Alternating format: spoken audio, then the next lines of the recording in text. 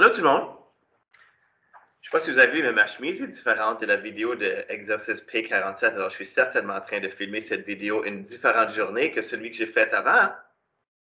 OK. On est rendu à exercice P48, probabilité combinée, pas long. Puis après ça, il va juste rester une vidéo sur exercice P49 et P50, donc presque à la fin. Alors, on est ici tout le monde avec définition d'événements mutuellement exclusifs. OK? J'ai mentionné des événements mutuellement exclusifs dans la dernière vidéo où j'avais différentes chemises. C'est différentes journées aussi. Les événements mutuellement exclusifs sont des événements qui ne peuvent pas se produire en même temps. Okay. Dans l'exercice P47, il y avait un exemple, si je me souviens bien. C'est quoi la probabilité de rouler un dé et obtenir un nombre pair ou premier? Est-ce qu'un nombre peut être pair et premier en même temps? Il y en a un, c'est le numéro 2. Donc, ça, c'est deux choses qui ne sont pas mutuellement exclusives. Être un nombre pair et être un nombre premier. Mais il y a d'autres choses qui sont des événements mutuellement exclusifs. Comme par exemple, dans un paquet de cartes, c'est quoi la probabilité de choisir, on va faire un exemple bientôt, un as ou un roi? Est-ce qu'une carte peut être un as et un roi en même temps? Non. Donc, ça, c'est des événements mutuellement exclusifs. Mais si on vous demandait, c'est quoi la probabilité de tirer un roi ou une carte noire? Est-ce qu'un roi peut être une carte noire aussi? Oui. Alors, voilà un exemple de choses qui ne sont pas mutuellement exclusives. Donc, on va se concentrer sur des choses qui sont mutuellement exclusives aujourd'hui, des choses qui ne peuvent pas se produire en même temps. OK? Alors, la règle générale, la formule qu'on avait dans la boîte à l'exercice précédent, PA ou B, qui est égal à PA plus PB moins PA et B, ça c'est si les événements peuvent avoir lieu en même temps. Il faut toujours soustraire le cas où ils le sont en même temps. Mais pour des événements qui sont mutuellement exclusifs, par définition, ne peuvent pas avoir lieu en même temps, ce terme-là serait 0. Et donc, notre formule se simplifierait à PA ou B égale PA plus PB, tout simplement. Ici, PA et B est égal à 0, puisque A et B sont mutuellement exclusifs. OK? So, cela étant dit, on va faire 4 petits exemples. Encore une fois, quand ça vient de la probabilité, les exemples sont courts en général, mais il faut juste savoir comment procéder. On tire une carte d'un paquet de 52 cartes, trouve la probabilité que la carte soit un as ou un roi. La probabilité que ce soit un as ou un roi. Ça, j'ai fait A ou K. Bien, ça, c'est la probabilité que la carte soit un as. C'est quoi la probabilité qu'une carte soit un as d'un paquet de cartes? 4 sur 52. C'est quoi la probabilité que la carte soit un roi? 4 sur 52. Ils ne peuvent pas avoir lieu en même temps. Donc, ça serait tout simplement 8 sur 52 ou, si on simplifie, 2 treizièmes. 2 sur 13. OK? Exemple 2. Un sac contient 4 baies vertes et 6 pour un total de 10 baies. On ne prend que 2 baies du sac sans remise, donc on ne le remet pas dans le sac. Quelle est la probabilité qu'ils soient tous les deux vertes ou toutes les deux noires? OK. So, c'est quoi la probabilité d'avoir vert-vert ou noir-noir? VV ou NN? OK. Bon, là, il faut qu'on pense un petit peu. Là. On choisit 2 baies sans remise.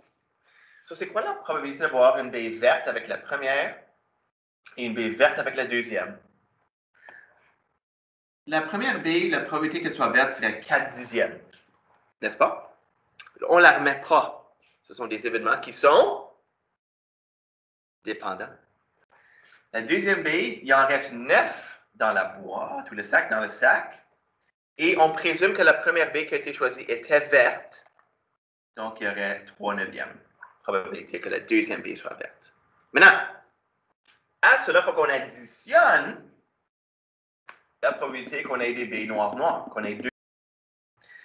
Ça serait 6 dixièmes fois, on ne la remet pas dans le sac, 5 neuvièmes.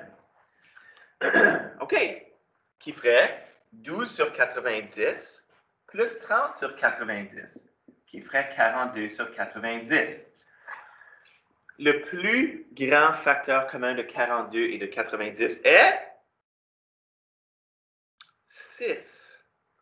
Si on divise le numérateur et le dénominateur par 6, ça se simplifie à 7/15e. OK? Chaque fois que je fais une question, j'ai un petit peu peur de faire une faute parce que je n'ai pas comme répété mes questions ici. Là. Je suis en train de les faire au fur et à mesure. OK, jusqu'à présent, ça va. OK, numéro 3. Quelle est la probabilité de tirer un 10 ou une carte plus forte d'un paquet de cartes? So, pour une carte plus forte, est-ce qu'on va inclure l'as? Je pense que oui, on va inclure l'as. L'as est une carte très forte. So, la probabilité d'avoir 10 ou plus, on va juste mettre 10 ou plus. On veut cette probabilité-là. So, on va additionner la probabilité d'avoir un 10. So, il y a 52 cartes. C'est quoi la probabilité d'avoir un 10 d'un paquet de cartes? Il y a 4 sur 52. C'est quoi la probabilité de tirer une carte qui est plus forte que 10? So, il y a le valet, Jack, la reine, Queen, le roi, King, et l'as. Ace. 4 fois 4, il y a 16 cartes qui seraient plus fortes que le 10. Donc, ça serait 4 sur 52 plus 16 sur 52, qui fait 20 sur 52, qu'on peut réduire à 5/13e. Jusqu'à présent, ça va. OK. Et la dernière, si tu lances 2 pièces de monnaie, quelle est la probabilité d'obtenir face au moins une fois? Qu'est-ce que ça veut dire, ça, au moins une fois?